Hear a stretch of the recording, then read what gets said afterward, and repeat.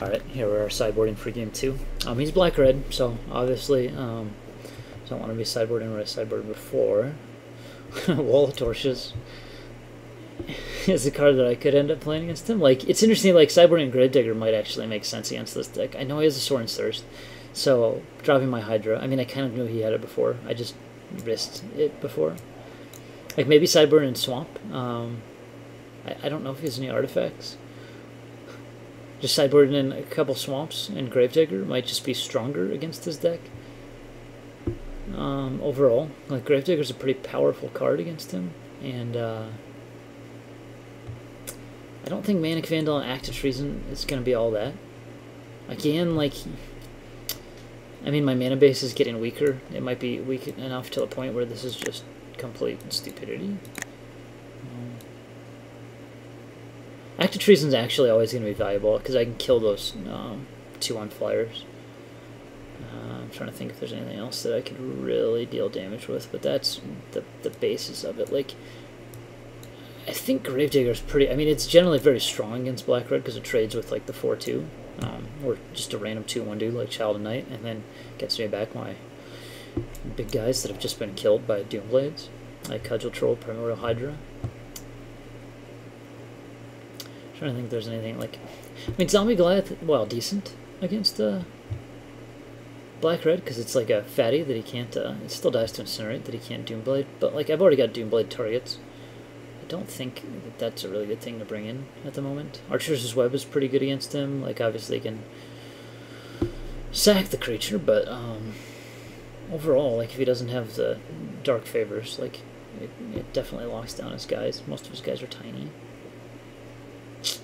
I think this is the thing to go with. I'll keep in the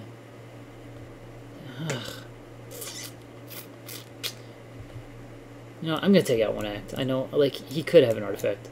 I still have an Act of Treason. Like, I think its use is narrow. If I see, like, 2 Divine Storms, I'll sideboard it back in, but I'm just going to go with this for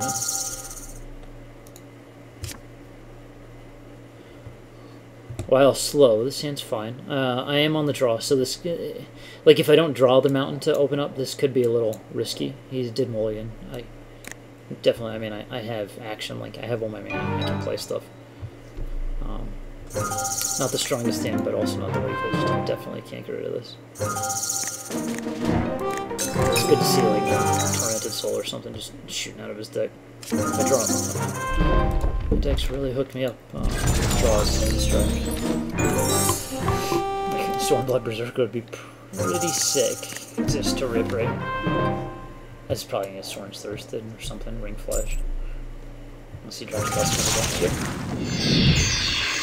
Obviously, he does not want to see Stormblood Berserker drop on turn 2.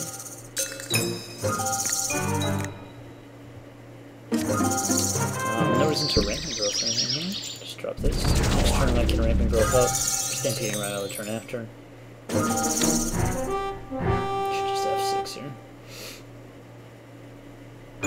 I'm glad to have the Swamp here. Like, that makes, you know, a live draw for Gravedigger, which is very, very strong in this matchup, especially with Stampeding Rhino.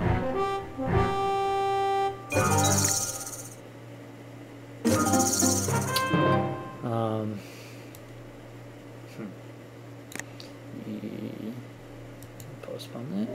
Yep. Swinging the Goblin Piker. He's not trading. He's going to drop a Vamp next turn, probably. Which would generally make... Ooh, he is trading. Does not want to let me Bloodthirst.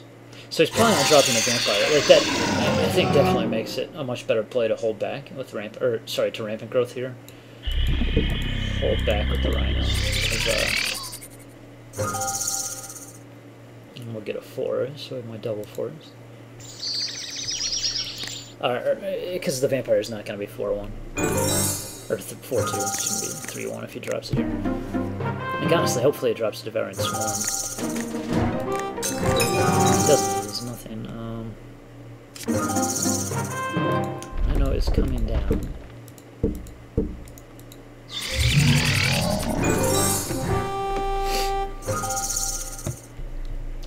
Look how a bad card like Rhino now looks like a good card to this point in the game. Against the deck that only has Doomblade essentially. Killing, wow, I think Gravedigger just sits in my hand up until I draw. No reason to commit. Like, if he has Crumbling Colossus, that's the effect I'm worried about most. I have Active Treason. If he has like a Crown or something, like his mana is so light right now because he's stalled. That this guy, like if he has Crown, this guy might die and I can just Gravedigger him back. But since he's stalled on mana, like Crown's just not going to be enough for him. And if he has like Crumbling Colossus, which I saw a couple on the draft, like Active Treason's just gonna win the game with Crumbling Colossus. No reason to drop Gravedigger since Stampeding Rhino is like the biggest threat, and if he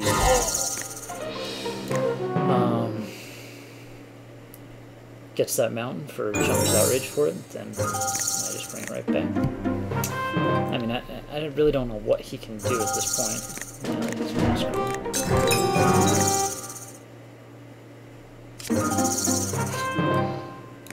Okay, that's going to be problematic for him. I mean, there's no Wrath of Gods in black and red. Wow. And that's huge. It's kind of fun that I started the draft with Royal Hydra as like my first pick. And it kind of killed my deck, and then it's going to be the guy who ultimately kills it in my game.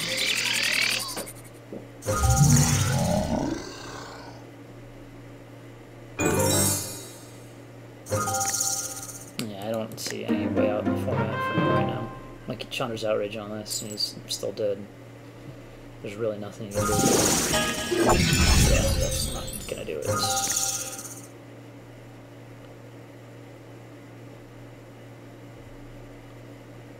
He's an artifact. Time to just whip that up. Attacking with an 8/8 Hydra.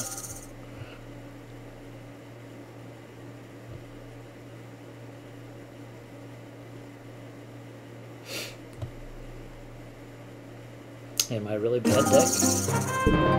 Can win a 4-3-2-2, and how do I want to win? I'll just win through red. It's kind of sad when you have 3 ways to instantly win the game. Poor guy who got mana screwed though. So and I got a chase out of the deal. As I said, 4-3-2-2, but well, it works for me. All right.